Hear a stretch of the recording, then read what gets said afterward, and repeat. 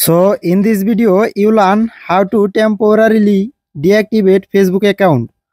Open Facebook at bottom right corner of your screen. Tap on the menu icon. Once you have opened the menu, scroll down to find setting and privacy. Tap on it to expand more option. Then select setting.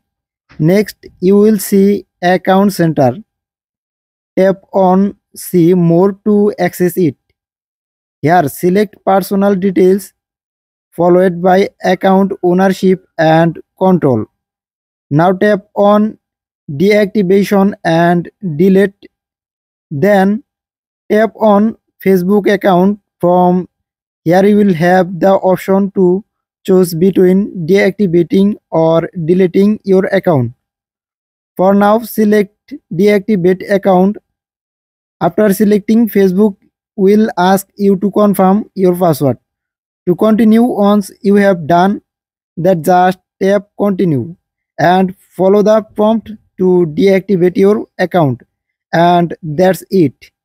Thank you so much for watching this video.